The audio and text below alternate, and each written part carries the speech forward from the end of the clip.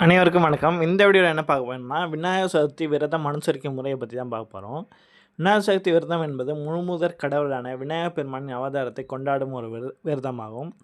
இந்த விரதத்தை கடைப்பிடிப்பதன் மூலம் வாழ்வில் ஏற்படும் தடங்கல்கள் நீங்கும், செல்வம் பெருகும், செழிப்பு உண்டாகும், சிறந்த கல்வி மற்றும் மன அமைதி ஆகியவை கிடைக்கும் என்பது நம்பப்படுகிறது. இந்த விரதத்தை எப்படி அனுசரிப்பது பற்றி தான் பார்க்க போகிறோம். விநாயகர் சதுர்த்தி விரதம் இருக்கும் முறை. விரதத்தை தொடங்குறதுக்கு என்னென்னா, காலையில் எழுந்து நீராடி விநாயகர் கோயிலுக்கு செல்ல வேண்டும். விநாயகர் கோயிலுக்கு செல்ல முடியாதவர்கள் வீட்டிலேயே ஒரு விநாயகர் சிலையை வைத்து விரதத்தை தொடங்கலாம். வழிபடுதல் எப்படின்னா, 11 முறை விநாயகரை வலம் வந்து வணங்க வேண்டும். இல்லாட்டி கோயிலுக்கு சென்றால் அங்குள்ள பிள்ளையாருக்கு அருகம்புல் மற்றும் வெள்ளை எருக்கடை மாலையை சாற்றி வழிபடலாம். உண்ணா நோன்பு இருக்க வேண்டும். சில பக்தர்கள் பகல் முழுவதும் உணவு அருந்தாமல் உபவாசமும் இருப்பார்கள். மாலையில் விநாயகர் கோயிலுக்கு பூஜை செய்துவிட்டு பின்பு உணவு அருந்துவார்கள். இது மாதிரியும் விரதம் இருக்கலாம். விநாயகர் சதுர்த்தி நாளை விநாயகரை நினைத்து பாடல்களை பாடி வழிபாடு செய்யலாம். இந்த விரதத்தை கடைபிடிப்பதற்கு விநாயகர் சகல நலன்களையும் வேண்டிய வரங்களையும் அளிப்பார் என்று நம்பப்படுகிறது.